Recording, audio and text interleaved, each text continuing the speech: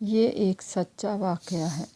پرانے زمانے کی بات ہے کہ ایک شہر میں ایک عورت اپنی فیملی کے ساتھ رہتی تھی۔ اس کے برابر میں اس کی جیٹھانی بھی رہتی تھی، مگر جیٹھانی کے یہاں اولاد نہیں تھی، اور وہ جو عورت تھی اس کا نام تھا فائزہ۔ اس کے 2 لڑکے تھے۔ فائزہ بہت خوبصورت تھی، اس لیے اس کے بچے بھی بہت گورے خوبصورت تھے۔ جیٹھانی دونوں بچوں کو دیکھ کر بہت حسد اور جلن کرتی تھی کہ کاش میرے بھی اسی طرح سے اولاد ہو جائے۔ اس نے بہت جتن کیے لیکن اس کی اولاد نہ ہو سکی۔ ایک دن فائزہ گھر میں کام کر رہی تھی کہ جیٹھانی آئی اور بڑے بچے کے لیے زردہ لے کر آئی اور کہنے لگی کہ بھابھی یہ میں نے زردہ بنایا تھا اور مجھے یاد ہی نہیں رہا آپ کو دینے کا، اور یہ تھوڑا سا بچا ہے، بالکل تھوڑا سا لائی تھی جتنا کہ بچے کھاتے ہیں، بس یہ تھوڑا سا زردہ بچا ہے، تو میں نے کہا کہ چلو نا میں لے جاتی ہوں آپ کے بچے کے لیے، اور یہ میں اس کے لیے لے کے آئی ہوں زردہ نا۔ تو جب انہوں نے فائزہ نے نا منع بھی کیا کہ کوئی بات نہیں، اگر نہیں بچا تو کوئی بات نہیں، کوئی ایسی مطلب ضرورت تو نہیں ہے، اور پھر بعد میں آپ دے دیے گا زردہ اس کو، تو کہنے کہ نہیں میں لے کے آئی ہوں تھوڑا سا، اور میں نے بہت اچھا بنایا ہے، اور نا وہ بچے کو بہت پسند آئے گا، اور نا آپ اس کے لیے رکھ دے اٹھا کے۔ تو اس وقت تو وہ بچہ سو رہا تھا، تو پھر فائزہ نے یہی کیا کہ وہ زردہ اٹھا کے بچے کے لیے رکھ دیا۔ اچھا، بچے کے جو ابو تھے وہ بھی آ گئے اپنے آفس سے۔ انہوں نے جب زردہ دیکھا تو وہ زردہ کھانے کے لیے کہنے لگے کہ میں یہ کھا لیتا ہوں زردہ، تو فائزہ نے منع کر دیا کہ نہیں، زردہ تو بہت تھوڑا سا ہے، وہ بچے کے لیے لائی ہیں، تو اب آپ جو ہے نا وہ زردہ نہیں کھائیں، اور نہ بچہ جب اٹھے گا سو کر تو میں اس کو دوں گی۔ تو جب بچہ سو کر اٹھا تو پھر فائزہ نے جو ہے نا بچے کو زردہ کھلایا، اور جو اس نے کھانا پکایا تھا وہ بچے نے کھایا، اور زردہ جو تھا وہ پورا بچے کو کھلا دیا۔ اچھا، بچہ جو ہے نا تھوڑی دیر بعد بچہ تو سو گیا، پھر تھوڑی دیر بعد وہ اٹھا رات میں، تو اس کے بڑے پیٹ میں درد ہو رہا تھا، اور وہ بہت رونے لگا کہہ کے کہ میرے بہت پیٹ میں درد ہو رہا ہے، خوب رو رہا وہ بچہ تو ایسے بھی چھوٹا سا تھا، معصوم تھا۔ تو فائزہ نے کہا کہ چلو صحیح، میں جلدی سے فائزہ جو ہے نا بچے کو لے کے بھاگی کہ میں ڈاکٹر کے پاس اس کو دکھا کے لے کے آتی ہوں نا۔ تو جب وہ بچے کو لے کے گئی تو انہوں نے پورا چیک ویک کیا، تو انہوں نے کہا کہ نا آپ نا اس کا ٹیسٹ وغیرہ بھی کروانا ہے، پتہ لگے کہ یہ کیا ہے مسئلہ۔ خیر وہ بہرحال جو ہے نا جب وہ ٹیسٹ ویسٹ ہوا، وہ سب کلیئر ہوئی، تو پتہ لگا کہ بچے کے کھانے میں کوئی زہریلی چیز آ گئی ہے، جس کی وجہ سے بچے کی یہ پیٹ میں درد ہو رہا ہے۔ تو انہوں نے کہا کہ فائزہ سے کہ تم پریشان نہ ہو، میں اس کو ایک دوائی دیتا ہوں، اگر اس کو الٹی آ گئی یا اس کو پوٹی آ گئی نا تو پھر صحیح رہے گا یہ معاملہ، وہ نکل جائے گی وہ چیز جو ہے نا زہریلی، اور اگر ان دونوں میں سے کچھ بھی نہیں ہوا تو پھر ذرا خطرہ ہے، تو پھر تم میرے پاس اس کو لے کے آنا۔ اچھا، فائزہ بہت پریشان تھی۔ جب وہ واپس جا رہی تھی تو وہ ہے نا گھر نہیں گئی، اس نے کہا کہ میں نا اپنی بہن کے یہاں چلی جاتی ہوں۔ اچھا، بہن کی ایک بیٹی بھی تھی، تو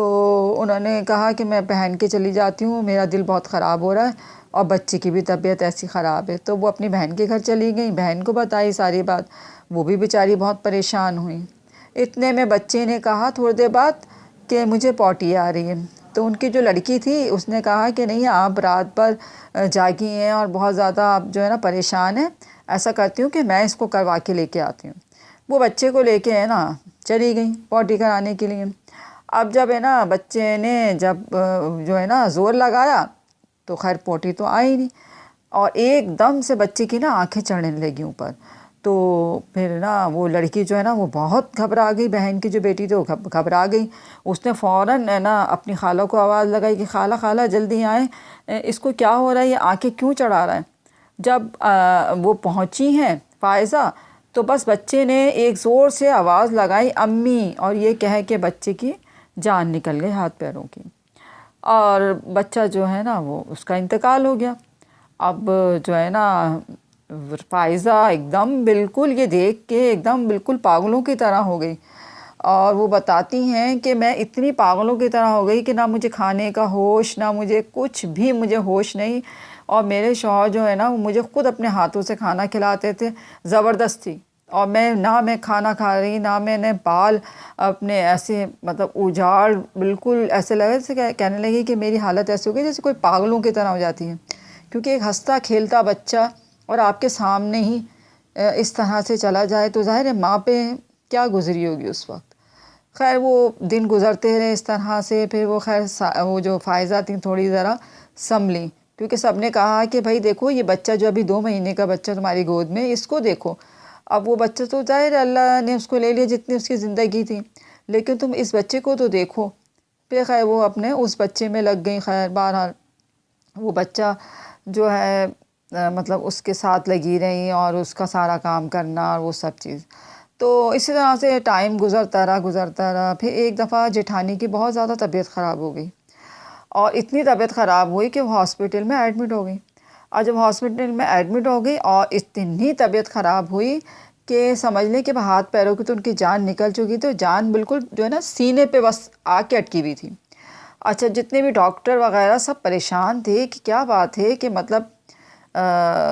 انتقال تو ہو جانا چاہیے، کہ کیفیت ایسی تھی لیکن یہ جان نکل کیوں نہیں رہی، مطلب ایک دم اٹکی بھی کیوں ہے، وہ خود پریشان تھے اتنا۔ خیر وہ پھر وہ جو جیٹھانی تھیں انہوں نے ایسی تڑپتے ہوئے فائزہ کا نام لیا اور کہا کہ فائزہ کو بلاؤ، فائزہ کو بلاؤ، اور میں اس سے بات کرنا چاہتی ہوں۔ پھر جو ہے نا فائزہ جب گئی تو ان کی جیٹھانی نے ان کو بتایا